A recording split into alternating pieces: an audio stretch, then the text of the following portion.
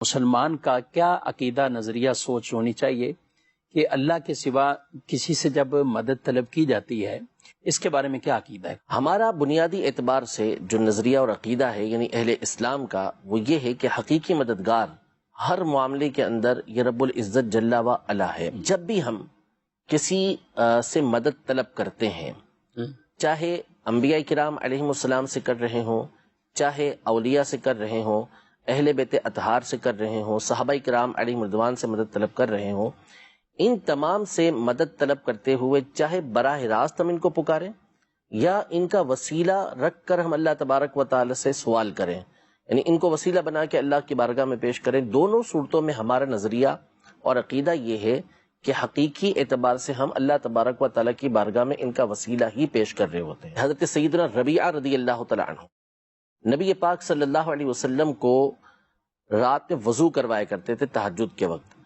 تو آپ یہ فرماتے ہیں کہ کنت ابیت، میں رسول پاک صلی اللہ علیہ وسلم کے ساتھ رات گزارتا تھا، یعنی آپ علیہ الصلوۃ والسلام کے لیے پانی تیار رکھتا تھا۔ تو ایک مرتبہ نبی پاک صلی اللہ علیہ وسلم نے ان سے ارشاد فرمایا سل ربیعہ، اے ربیعہ مانگ، یعنی جو مانگنا ہے مانگ لو، دریائے رحمت جوش پہ تھا۔ اب ان کے الفاظ دیکھیں، یہ صحابی ہیں رضی اللہ تعالی عنہ جو نبی پاک صلی اللہ علیہ وسلم سے براہ راست توحید کو سیکھنے والے۔ ٹھیک، سوال دیکھیں، اسألک مرافقتک فی الجنہ یا رسول اللہ، یعنی میں آپ سے سوال کرتا ہوں، آپ سے سوال کرتا ہوں کہ جنت میں آپ کے ساتھ رہوں۔ سوال کس سے کیا، مانگا کس سے؟ سوال کرنا ہوتا ہے مانگنا کسی سے، مانگا کس سے؟ نبی پاک صلی اللہ علیہ وسلم سے۔ مانگی کیا چیز؟ جنت کے اندر رفاقت، جنت کے اندر ساتھ۔ نبی پاک صلی اللہ علیہ وسلم نے یہ نہیں ارشاد فرمایا کہ یہ تم کیا کر رہے ہو، شرک کر رہے ہو، مجھ سے مانگ رہے ہو، اور کیسی چیز مانگ رہے ہو، جنت مانگ رہے ہو مجھ سے، بلکہ آپ علیہ الصلوۃ والسلام نے فرمایا کہ اب تم کثرت سجود کے ساتھ میری مدد کرو۔ یعنی آپ علیہ الصلوۃ والسلام نے ان کے اس فعل کے اوپر، ان کے اس سوال کے اوپر انکار نہیں فرمایا، بلکہ ان کے اس سوال کو برقرار رکھا، باقی رکھا، اور اس پہ فرمایا کہ اب جنت تو ہو گئی، لیکن کرنا کیا ہے، ساتھ ساتھ اب وہ نہیں ہو جانا کہ آپ بے فکرے ہو جائیں، بلکہ اب آپ نے مزید اللہ تبارک و تعالیٰ کی عبادت کرنی ہے، تو کثرت سجود کے ساتھ میری مدد کرو۔ ابو ہریرہ رضی اللہ تعالی عنہ بارگاہ رسالت میں حاضر ہوتے ہیں اور حاضر ہو کر عرض کرتے ہیں کہ یا رسول اللہ انی سمعت منک حدیثا کثیرا انسا، کہ یا رسول اللہ میں آپ سے بہت ساری حدیثیں سنتا ہوں لیکن پھر میں اس کو بھول جاتا ہوں۔ تو نبی پاک صلی اللہ تعالی علیہ وآلہ وسلم نے ان سے ارشاد فرمایا ابسط رداءک یا ابا ہریرہ، اے ابو ہریرہ اپنی چادر کو پھیلاؤ۔ بارگاہ رسالت میں وہ کیا شکایت کر رہے ہیں، سوال کس چیز کا کر رہے ہیں کہ میں بھول جاتا ہوں، وہ صورت اسی بن جائے کہ یاد رہے۔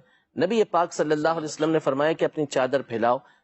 آپ علیہ الصلوۃ والسلام نے فغرف بیدیہ، اپنے ہاتھوں کو یوں چلو بھرا ہوا میں اور ان کی چادر کے اندر ڈال دیا، اور فرمایا فدم، کہ اس کو اپنے سینے سے ملا لو۔